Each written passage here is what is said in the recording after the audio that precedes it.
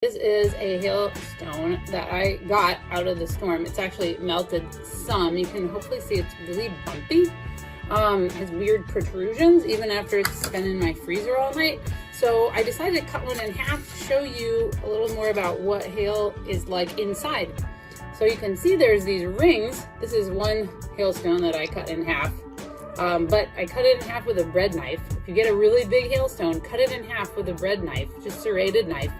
And you can see these rings inside. The hailstone has gotten thrown up and down inside the cumulonimbus cloud with such force and for so long that the supercooled water inside that storm cloud has got sublimated on. It's basically got attached to the hailstone, gets bigger and bigger. So due to how long those updrafts, very violent in the cumulonimbus cloud, keep that hailstone aloft, and they build up these crazy layers. We can use this lava lamp to show how convection in the atmosphere works. So as a bubble of hot air begins to rise off the Earth's surface, it is allowed to rise as long as it remains warmer than the surrounding atmosphere. Now in my lava lamp, that's a fluid, but that isn't really important because air is also a fluid, really. So as that bubble of hot air begins to rise in the atmosphere, it can rise as long as it stays warmer than the surrounding air. But the interesting thing in the lava lamp is, as it gets to the level where it is the same temperature as the surrounding fluid, it stops rising, and then it will actually hover until it gets colder than the surrounding liquid around it, and then it will begin to descend back down, or in this case, it's actually losing all of its fluid.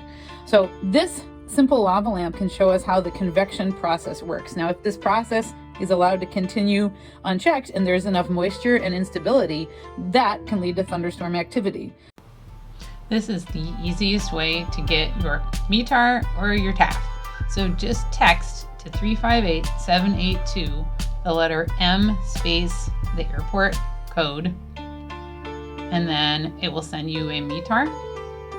And if you want to get a TAF, you just send the letter T and the airport code.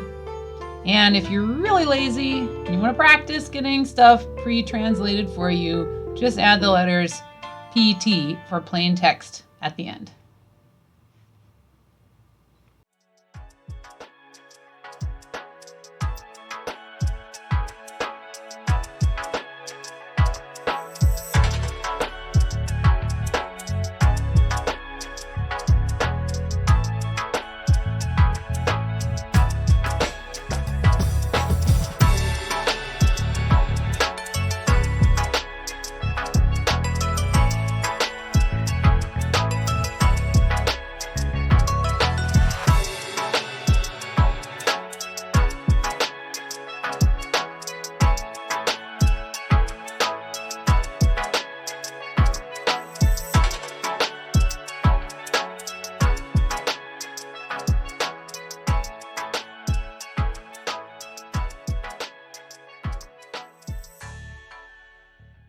This is a sodium acetate filled heat pack.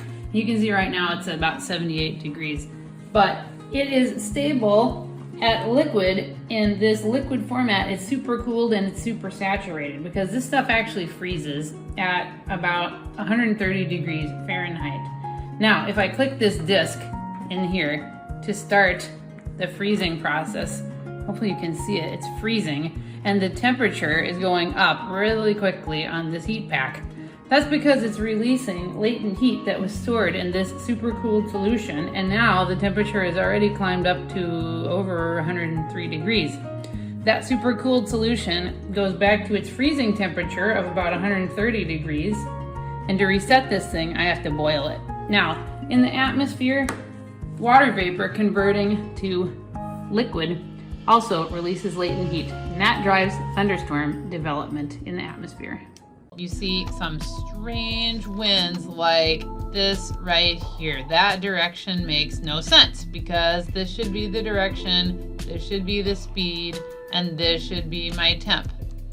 So with these kind of winds aloft that are strange direction, here's what you just do. Use my rule, subtract 50, add 100.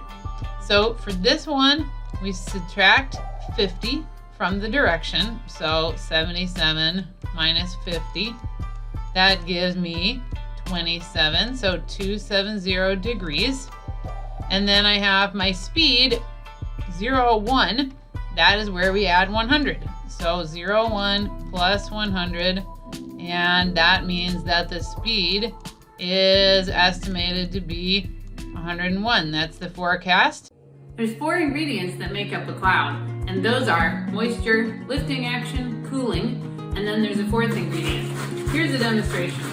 I shake up this water in a bottle, I squeeze it to compress the air, I expand it by letting go, and nothing really happens in my bottle.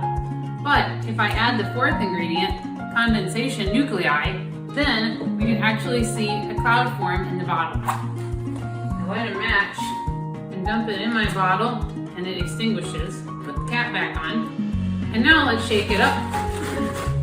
Squeeze and release, and hopefully you can see there's a lot of cloud forming in my bottle.